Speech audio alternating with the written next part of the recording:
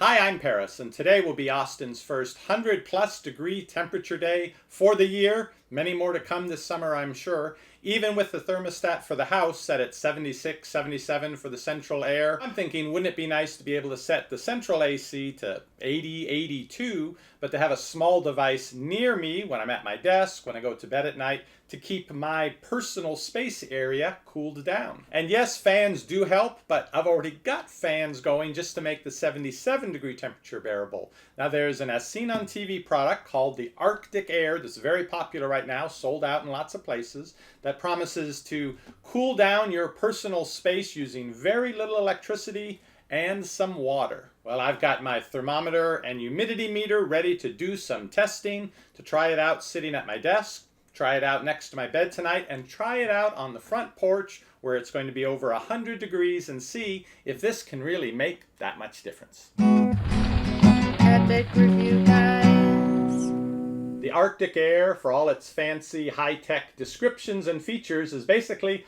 a swamp cooler. That means you blow air past a surface that allows water to evaporate. That water evaporating will cool down the temperature of the air. However, in return, your humidity level does go up. This type of device generally works best in very low humidity environments like the desert, but here in Austin I think we have reasonably low humidity, so it should work okay. And I'll be curious to see whether it can work well in conjunction with my central AC, or if it's going to fight my air conditioner by dumping lots of humidity into the air in the room. $40 for the Arctic Air, if you can find it in stock. I happened to catch Walmart when they had a few left on the shelves. You can find out more about this at the link down below the video. To give you some baseline numbers, here inside the house it's currently 77 degrees with 50% humidity, so it's just comfortable, and you can also see over the last 24 hours the high and low temperatures and high and low humidity. I think it's funny that on the box they advertise that it humidifies, as though that's a great feature. Well, it can be on a dry winter day. In the summer when you're trying to cool things down, you don't want the humidity level going up. One cool thing about this is that you can run it from a USB port on your computer. Here's the Arctic Air. Doesn't weigh very much, so just a fan in there and a very absorbent filter and a place to pour in some water. Take off the grill. Filter is replaceable.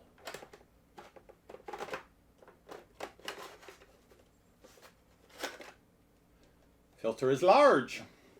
The filter and the place where the evaporation happens and the cooling happens is in here. These seem to be individual paper sleeves, and the reason they have these legs, I believe, is the legs are going to sit in the water, and then they will wick the water up into the rest of the paper, and then the fan will blow air over across the paper. Evaporation will occur, temperature will drop. This is the top. Here's where you put the water, which I guess then just sort of spills along across the bottom there for the filter to dip into. And then you have the fan, which is actually on the back, pulls the air in, blows it across the whole thing and out the front here. On top there's power button. There are 3 fan speeds, as well as the color mood lighting that you can adjust as well. The micro USB connector on one end of the cord plugs into the back of the Arctic Air. The other end is a standard USB plug. You can use the provided adapter to power it, or you can plug it into a USB port on your computer. Step 1 is loaded up with water. I have purified water here.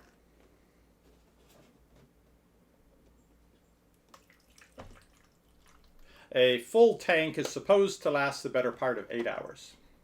Should be ready to go. One button on the top to turn it on.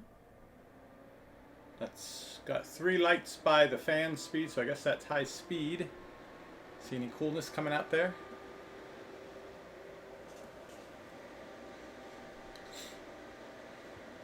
Smell something, maybe wet paper. Does feel cool. And there's not enough moisture to collect on my skin, so that's good. We got the cool lights going on the side. Okay. Now it's gotten hotter outside. It's about 97 on its way to 100, and I'm showing in here it's 45% humidity at 77 degrees. So let me hold this in front here a few inches away, see what happens. All right, a couple minutes in front of the Arctic Air. The temperature has dropped 2 degrees from 77 to 75, but the humidity has gone from 45% up to 62%. So that's a small temperature drop and a rather large increase in humidity. Let me go through the other speeds here. Medium. A little bit noisy too at the highest speed, I would say. And the lowest speed. I'm still feeling some air. And then back to full colors. Orangish red, blue, bluer, purple, or yellowish green, green. And I think there's a mode, you can turn it off completely if you don't want that on. You can also set it so it will cycle through the colors for you as you have it on your bedside going to sleep. So at this distance of just over 2 feet, it has some cooling effect, definitely. Now they show in their commercial for it, people sitting with it 3-4 feet away. Let's slide it to the other side of the table. And there we're maybe about 4 feet away. Where's my cold? Oh, I feel a little of it here. It's more diffuse now because it's had a chance to spread out, so it's not nearly as much breeze on me in any one location. I think even on high speed you're going to want to have this within about 3 feet of you to really have a significant cooling effect. Now I'm going to go turn the central AC to 80. Okay, with the central AC set to 80, it's now 81 degrees in here, 53% humidity. I could do with some cooling. Let's turn this back on. Let's see how it does when the starting temperature and humidity are higher. It's definitely cooler than 80 though, I can tell you that. Alright, I've waited a full 5 minutes and the humidity's gone up to 68%. The temperature's only gone down to 79 degrees. And I would say, though it feels a little bit cooler, it feels a little bit stickier now that the humidity in the whole house is higher, and this just adds some more humidity.